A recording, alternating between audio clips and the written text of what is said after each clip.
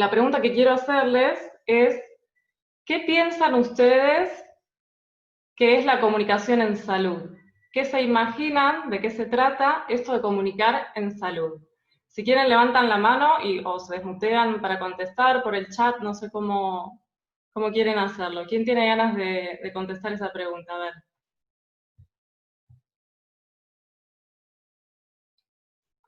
¿Alguien? Sí, Alex. Dale. ¿No? Bueno, esto ya arranca mal, chicos. Arranca mal porque necesitaba un poco de interacción, pero lo vamos a ir definiendo. La idea era un poco conocer qué es lo que ustedes se imaginan, porque parte de lo que vamos a ver hoy en esta charla tiene que ver con las concepciones que tenemos acerca de la comunicación y de la salud, y después ver cómo es que vamos gestionando nuestras relaciones humanas, nuestros vínculos, a partir de estos supuestos que establecemos respecto de nuestros interlocutores y también respecto de los conceptos y de las ideas que tenemos y de las creencias que tenemos acerca de las cosas, ¿sí? La idea un poco es que, como decía Juli, que veamos cuál es la mirada que yo traigo o que puedo aportar del sistema de salud, en este caso del subsector público. No sé si todos conocen cómo está conformado el sector salud en la República Argentina. Es un sector que se compone de tres sistemas, ¿sí? El público, el privado y el de la seguridad social.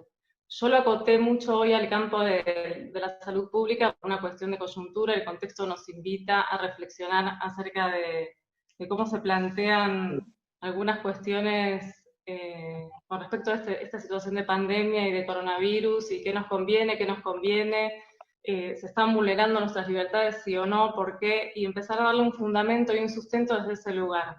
Entonces me interesaba, bueno, conocer desde qué supuestos ustedes parten para evocar esta idea de qué se trata esto de comunicar en salud. Eso por un lado, que bueno, abortamos porque nadie quiso responder, pero también, por otro lado, porque hay dos grandes como opciones a la hora de pensar a la comunicación, dos grandes paradigmas desde donde se entiende la comunicación. Uno es como un fin en sí mismo, ¿sí? Nos comunicamos, establecemos diálogos, conversaciones, interacciones para el encuentro, ¿no? Entre los seres humanos, como un fin en sí mismo. Y otra mirada es la comunicación como instrumento. La idea de que entendamos en principio esta gran diferencia es que la comunicación como instrumento, precisamente, lo que plantea es a la comunicación esta posibilidad de vincularnos y de relacionarnos como un medio para conseguir un fin, ¿sí? Esto es propio, por supuesto, de los regímenes totalitarios, esto es propio de relaciones autoritarias o de abuso de poder, en donde lo que se trata es de someter al otro, ¿no? La intención en estos modelos de comunicación, en estos sistemas de comunicación, tiene una única finalidad, que es la de someter la voluntad del otro. ¿Alguien quiere decir algo o fue un desmuteo accidental? ¿No? Sigo. ¿Hasta acá vamos bien? ¿Sí? Ok. Bueno, ya definimos entonces una gran diferencia que hay a nivel comunicacional, ¿sí? La comunicación para el encuentro, la comunicación como instrumento. Seguimos. Vamos ahora a definir un poco cuál es el campo de la salud en este subsector, o cómo se compone el subsector de la salud pública. Yo voy a poner ejemplos para ilustrar esto de la provincia de Buenos Aires, que es como el terreno que mejor conozco. Pero esto se replica tanto a nivel municipal hacia abajo como a nivel nación hacia arriba. Cuando hablamos de salud pública, en general evocamos esta imagen del Estado fundamentalmente en 3 o 4 variantes. Una que tiene que ver con las capacidades estatales en general, sean administrativas o políticas. Otra que tiene que ver con cómo se organiza, ¿no? Burocráticamente el aparato estatal, cómo es la organización interna del sistema. En un tercer punto pensamos en políticas públicas, que en este caso sería política sanitaria, ¿no? Acotada a nuestro objeto en cuestión. Y por último, pensamos también en función de cómo se planifica o cómo se organiza toda esta cuestión de las demandas, ¿no? Que absorbe el sector estatal para dar respuesta. En ese sentido, y esto que decía para poner un ejemplo, para que ustedes más o menos se imaginen cómo funciona la cosa. El otro lado, el que no te cuentan y el que no vas a ver en ningún canal es el adentro de la administración pública, que si no fuiste parte de eso, seguramente no lo conoces. Es como una especie de dimensión paralela. Si alguien tuvo la posibilidad de transitar la administración pública como parte de los trabajadores de la administración pública, ¿sí? Saben perfectamente de lo que estoy hablando. Y para los que no, ahora lo vamos a ver un poquito.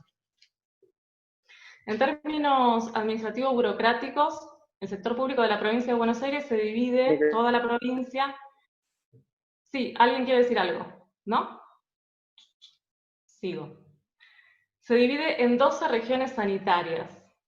Como decía Julián en la presentación, yo estuve a cargo de la comunicación en una de esas 12 regiones sanitarias, ¿sí? Éramos un gran equipo de 12 referentes, cada uno por una región sanitaria. Ministerio de Salud de la provincia de Buenos Aires. Esto además tiene otros distintos niveles, ¿sí? Desde el punto de vista asistencial, por ejemplo, Quedes con una la provincia tiene distintos niveles de complejidad para brindar la asistencia,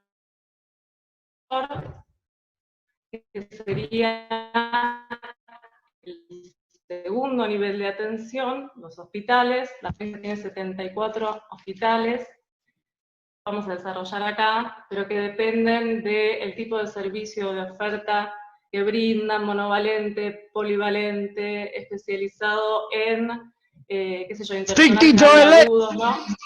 ¡Epa! Hay como bastantes denominaciones. Esto es una característica intrínseca. Hey yo, your titties looking nice though. De la administración pública en la provincia de Buenos Aires, y es un montón de normas, todas juntas al mismo tiempo, unas anulan a la otra, y nunca sabes bien cuál es tu marco de referencia legal, porque todo está vigente y nada está vigente. Perdón, como Constanza. Persona común, sí. No sé si soy el único que escucha, pero hay como interferencia de como que se están metiendo, hablan en inglés, no sé qué onda. No sé si soy el único. Ah, Sí, no, sí. no, Estamos moderando. ¿Alguien más? Es que entran Sí, cada ya. vez trola a joder la transmisión, entran pibitos a joder la transmisión, lo estamos moderando. Ustedes vieron que Ah, ok. escuchan cortes porque en cuanto entran... Lo estamos solucionando, sí. Sí, estamos moderando ese tema. Pero ¿me siguen o quieren que corte Sí, se te escucha bien. Nosotros moderamos. Yo por momento estoy escuchando así como cortado, ¿Sí? me pierdo fragmentos, sí. Y cada tanto se escucha algún grito, no sé, en inglés. In Ashland, but I'm most proud of those two young ladies that picked. No era esa voz, era de hombre, pero bueno. Ahora sí escucho. Ahí escuché también, yo también, la transferencia. ¿Ya está? Sí, Ahora ahora está, los que me escuchan bien, ¿seguimos? ahora se calmó, me muteo. Seguimos. ¿Sí? Ok. Bueno, como les decía, entonces, desde el punto de vista asistencial tenemos esta otra forma de organizarse a las capacidades estatales que se refiere a los distintos niveles de complejidad en el servicio de atención. Con respecto al financiamiento, simplemente observar que el único hospital que tiene, además de la mayor complejidad, el tercer nivel de complejidad, me refiero a las capacidades diagnósticas que ofrece el hospital.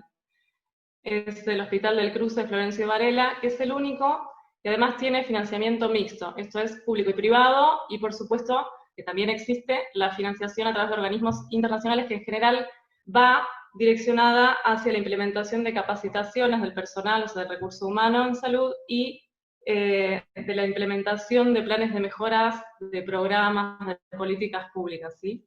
En términos de política pública sanitaria, el Ministerio se organiza generalmente o principalmente a través de planes de asistencia, tratamiento, ¿no? Diagnóstico, tratamiento y rehabilitación, y también para la provisión de medicamentos. Esto es como grandes rasgos, cómo sería un poco esta cosa de cómo es el Estado hacia adentro. tengamos en cuenta que esto requiere de un nivel de coordinación muy grande, porque la provincia de Buenos Aires tiene más de 134, 135 distritos con esta cantidad de sectores que yo mencionaba. Esto multiplíquenlo también a nivel nacional, así que estamos frente a una organización que es compleja, ¿no? Más allá de lo propio de la asistencia sanitaria, que tiene esta característica de ser además algo interdisciplinario, ¿no? Que convoca también la participación de otras disciplinas, no es algo sencillo de comprender. Por eso quería un poco ilustrar, porque uno en general por ahí se imagina simplemente al equipo de salud, ¿no? Que está ahí en el hospital, que te atiende la enfermera, el médico, pero es una organización mucho más compleja, involucra también personal que está en el plano administrativo y burocrático, personal que está asistiendo desde otras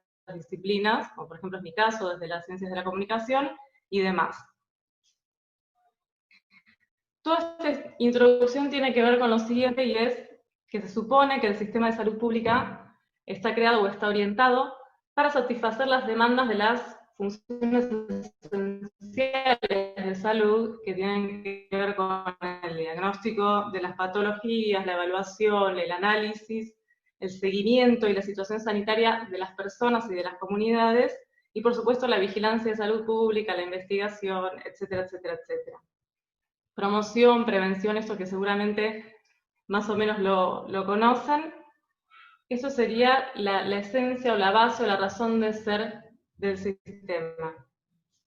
¿Qué pasa ahora, ¿no? Cuando uno ve que ocurren estos imponderables, como es el caso de una pandemia que nos toca pasar hoy, y que viene de alguna manera a evidenciar o a visibilizar todavía más la supuesta crisis que tiene el sistema sanitario. Digo la supuesta crisis porque una situación crítica en general tiene como esta característica de ser algo que sale del ordinario. Nosotros la verdad es que vivimos en este nivel de al palo todo el tiempo en distintos aspectos de nuestra vida cotidiana, no solamente en términos de salud, sino a nivel económico, a nivel político. Se habla de crisis de todo tipo, crisis de gobernabilidad, crisis en la justicia, crisis de salud, crisis económica, crisis política, ¿no? Crisis de las instituciones. Estamos en una crisis que nos convoca desde todos los aspectos de nuestra vida, y esto es anterior a la pandemia.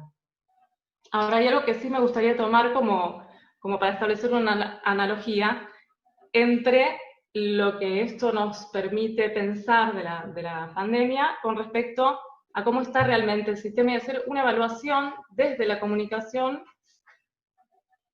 que esto podemos hacerlo todos, básicamente, porque además otra característica que tiene la comunicación es que es transversal a toda ciencia, que es parte de lo que somos, del ser humano, y por lo tanto tampoco es que necesitamos los grandes conocimientos técnicos para hacer una corroboración, una comprobación acerca de algunas cosas muy básicas, como por ejemplo esto que yo refería antes, de la planificación, ¿no? Cualquiera que conoce un poco de planificación en cualquier ámbito de la vida, el ABC de la planificación es que vos haces un diagnóstico de la situación sobre la que querés intervenir para ver cuál es el estado actual y cuáles son las demandas o las necesidades que vos querés satisfacer para alcanzar tus objetivos, que son mejorar esa situación no deseada. Cuando uno piensa en esto, en el marco de la salud, uno se imagina, pues bien, que partimos de esta concepción de la medicina basada en la evidencia, ¿no? Uno tiene una situación que delimita como problema focal, y a partir de esa situación se plantea determinados pasos a seguir para ver cómo resolver ese problema. Pues bien, para ello tiene que tener alguna fuente de cotejo que sea obtenida de la realidad empírica, ¿no? Yo sospecho que la curva, el pico de la curva de los contagios va a venir en tal fecha, ahí está. Va a venir en tal fecha, sospecho que los casos no se van a aumentar en un 30%, y esto tiene que estar cotejado en la realidad, o bien en la referencia epidemiológica que yo rescato de otros países, o de otras situaciones similares a la que estoy viviendo hoy, o también puedo hacerlo desde cero, ¿no? Hago una una base de testeos a partir de los cuales yo puedo inferir cuál va a ser ese aumento o no en la tendencia y ver qué medidas preventivas puedo tomar para contener esa situación y para reducir los daños. Eso se supone que, en teoría, ¿no?, es el deber ser básico, ¿no?, así como en abstracto, de una situación de estas. Pero vemos tal vez que en la realidad esto no acontece de esta manera, y nos encontramos con otras situaciones que nos vuelven a traer a esto de pensar en la crisis y de pensar en lo mal que se vive y cómo salimos de esto, y una vez que estás como ahí queriendo salir de una cosa, viene otra peor, y es como un ciclo que no termina nunca. ¿Y dónde quedamos nosotros como individuos en todo esto? ¿Dónde queda nuestra capacidad de elegir, de decidir y de tomar las riendas de nuestra vida? Porque en definitiva, de lo que se trata también, y por lo que uno ha delegado esta representatividad en los gobiernos, ¿no?, en el Estado, en el aparato del Estado, es precisamente para que haya un orden en el cual uno pueda gestionar su libertad, su vida, ¿sí? Y vemos que todo lo contrario es lo que ocurre en la realidad. Esto nos lleva de vuelta al campo de la comunicación y a pensar entonces en esto que es lo que yo quiero hacer como puntualmente hoy y que viene también a colación de otra de las charlas que fue la de Ariel Corbat, no sé si todos estuvieron o no, pero no importa porque igual seguimos, y es, hay dos componentes dentro del esquema básico de comunicación que son el interlocutor y el contexto. Y me interesaría que vayamos ahí, porque en función de cómo definamos esto, también se va a definir esta relación y esta comunicación que queremos que recupere su sentido normal, su sentido de fin en sí mismo, y deje de ser un instrumento para. Juli, yo no sé si vos los tenés, o quién puede pasar algunas imágenes que te di para compartir.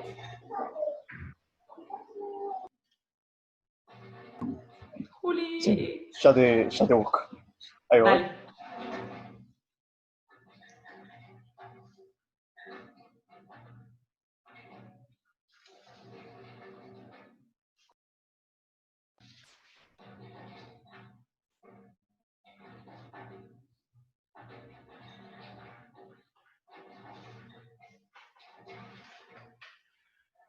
La primera es la que dice, el titular no va a llegar a Argentina.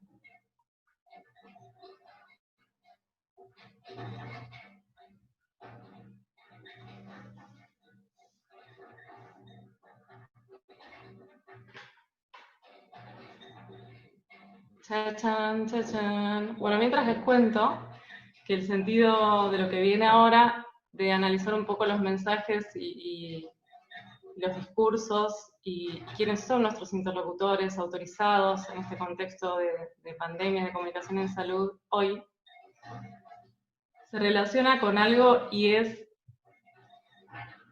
que podamos ver también cómo se construyó o cómo se construye la discursividad, digamos, autorizada, la voz autorizada del Estado en función de determinadas cuestiones que acontecen, y cómo esto nos lleva o nos interpela desde un lugar de mucha imposibilidad frente a lo que se plantea como legal o ilegal.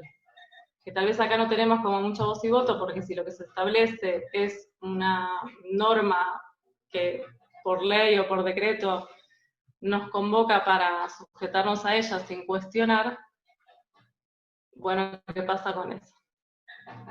Porque también la idea es que veamos cómo desde la comunicación también los análisis que hacemos se basan en recoger esta evidencia empírica.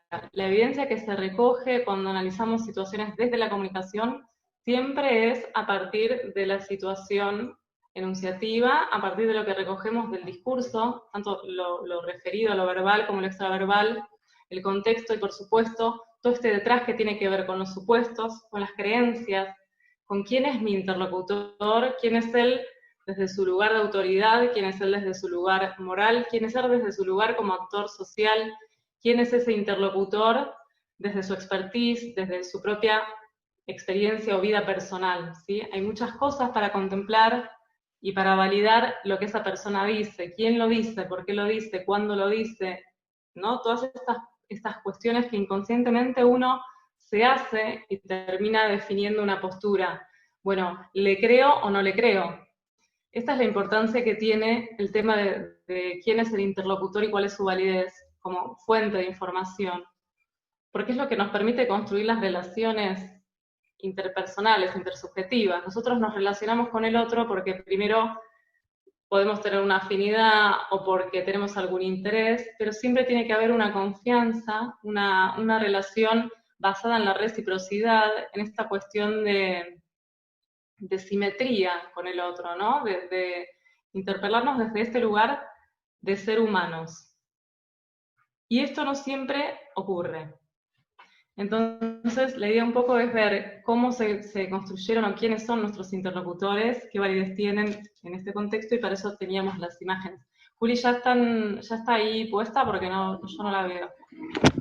Tuve un pequeño problema, se las compartí de modo general a todos, para que las pudieran ver. Ok, o sea que si hablo, se entiende. Sí, más, si abrís el chat, ahí están mismas las... Ok, ¿todas o solo la primera? Eran 5, si no mal recuerdo, eran 5 imágenes. Sí, ¿ya están todas compartidas? Es exacto. Bien.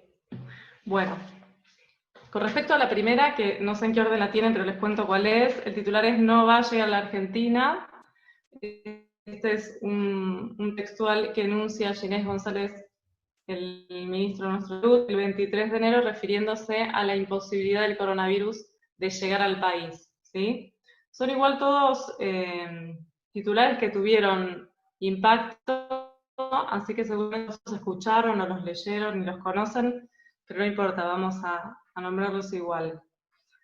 Luego, una interlocución de Alberto Fernández, tomar bebidas calientes como recomendación para paliar los efectos del coronavirus. Esto, teniendo en cuenta que previo a ello, tomar bebidas calientes es un enunciado del 12 de marzo, pero el 1 de marzo esta misma persona, sí, Alberto Fernández, había dicho en la apertura de las sesiones legislativas: somos un gobierno de científicos y no de CEOs. O sea, esta misma persona que refiere ser parte de un gobierno de científicos, luego a la que te criaste, hace una sugerencia de cómo paliar, ¿no? Una declaración pública, ¿sí?, acerca de tomar bebidas calientes, que luego es refutada por los expertos. Es decir, él, como parte de un gobierno de expertos, no los consulta primero, antes de comunicar, sino después.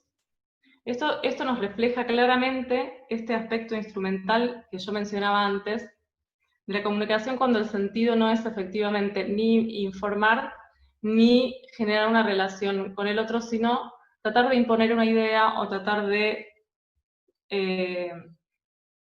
lograr algún efecto en ese interlocutor, que es el receptor del mensaje, que no tiene que ver con la comunicación en sí misma, ¿sí? Estamos en un contexto de pandemia, que veníamos teniendo la referencia del mundo, de la gravedad del problema, y tenemos a un presidente que dice que tomemos bebidas calientes, ¿no?, que no chequea sus fuentes, que sale a dar declaraciones públicas a los medios, ¿no?, sin haber tenido en cuenta esto. Sí, sigo y seguimos. Después tenemos otra imagen, otro título, perdón, en donde, no sé al final si lo compartí, pero lo menciono igual. Ginés González declara: hay muchísimos infectados que no son oficiales. Esto es el 31 de marzo. Y luego una imagen impecable, que vale más que 1000 palabras, que es la de la mesa de declaraciones, ¿sí?, cuando se toma la decisión de hacer extensiva la cuarentena, en donde claramente Ginés González, el ministro de Salud, la voz experta, autorizada para hablar de la pandemia, está fuera de declaraciones. En comunicación hay varios axiomas, pero hay uno que es fundamental para interpretar esto, y es que es imposible no comunicar.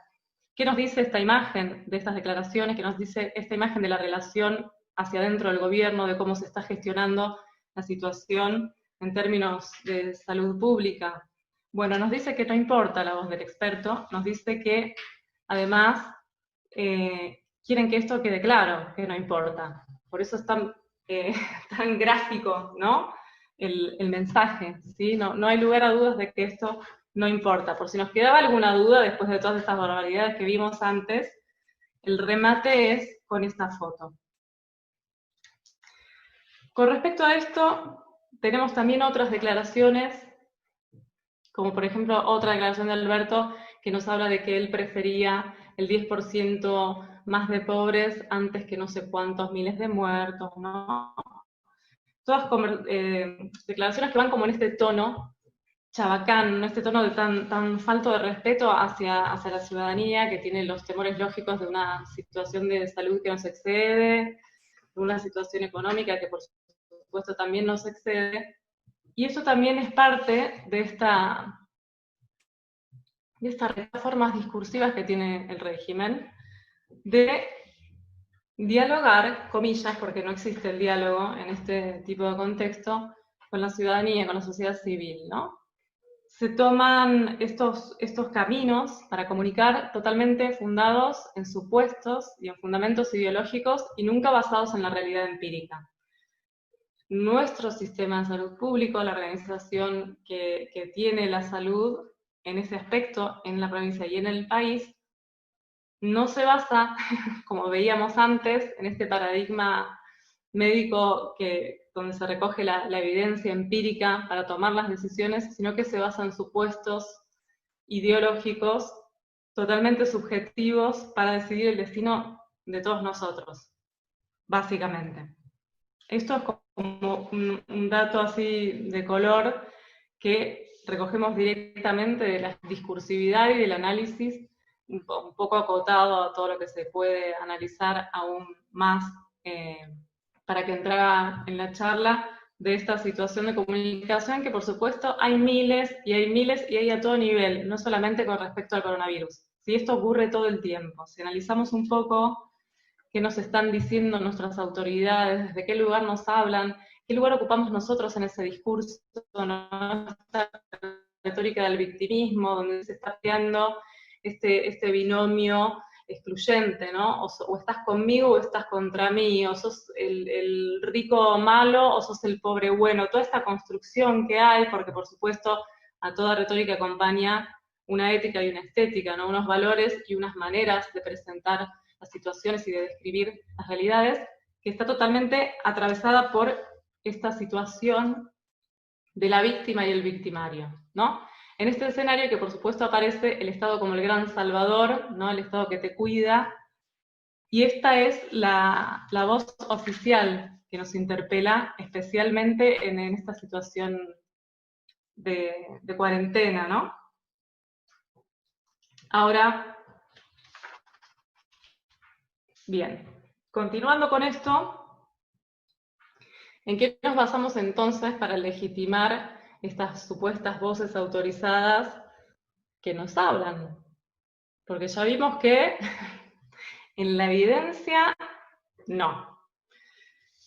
No tenemos como mucho margen tampoco, porque otra de las cuestiones que pasan con respecto a esto es que el hecho de que esta discursividad sea impartida desde el lugar más alto del poder que puede haber en una república, que es justamente el Ejecutivo Nacional, hace que estas modalidades propias del régimen, esto va más allá, por supuesto, del oficialismo, esto convoca a prácticamente todos los gobiernos, desde la vuelta a la democracia hasta el día de hoy, y es que se ha convertido esta forma de intercambio unilateral, unidireccional, ¿no? De arriba abajo, esta cuestión personalista, paternalista, se ha convertido en el modelo autorizado.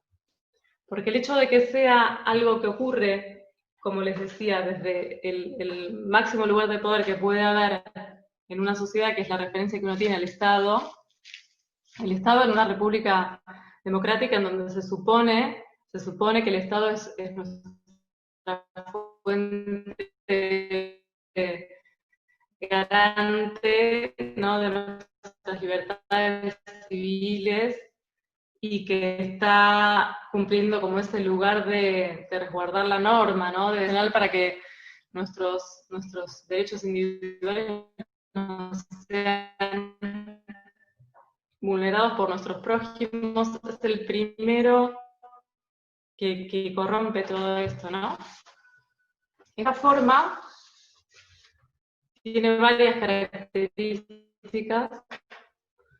Una de ellas es esto que yo decía de la unidireccionalidad en el discurso, porque como vimos al principio de esta charla, fin que someter al otro, es doblegar su voluntad, es tratar de evitar que piense la persona y que pueda reaccionar desde un lugar intelectual para que se someta a lo que ocurre. En general, estas modalidades tienen que ver con lo que yo voy a hablar ahora de esto, y es la comunicación perversa, profundamente su lectura. El libro está escrito por una francesa psiquiatra, que se llama Marie-France Irigoyen. Ella hace como una especie de gran caracterización de esta modalidad discursiva. Uy, hay mensajes en el chat y no los estoy leyendo. Bueno, ahora en un ratito los vemos. En donde describe cómo se da esta relación en términos externos, en el vínculo, en esto que podemos ver y abordar desde la comunicación, no a nivel intrapsíquico, porque eso no nos importa analizar acá, estamos para ver qué pasa a nivel comunicacional, porque precisamente esta retórica del victimismo se caracteriza por tener estos requisitos, ¿no?, ineludibles que describen a la comunicación perversa.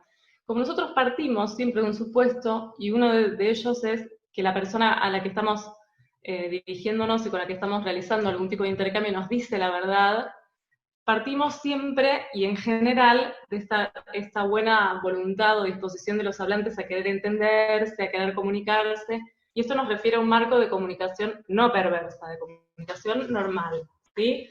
La comunicación humana, que es otro libro también de Paul Watzlawick, un gran teórico de la comunicación, nos refiere dos posibilidades que serían la comunicación normal o la comunicación patológica. Él se refiere fundamentalmente a lo que tiene que ver con el principio de realidad y la ausencia del principio de realidad. La comunicación patológica sería estrictamente la comunicación que establecen las personas que tienen algún problema de salud mental y por lo tanto están delirando o en algún plano que no es en la realidad, y por lo tanto tiene que considerarse ese aspecto. Con respecto a lo que sí plantea de la comunicación normal, es que tiene estas características de ser dialógica, no de ser un diálogo, un ida y vuelta, hay reciprocidad entre las partes y las partes son simétricas, igual de hombre a hombre,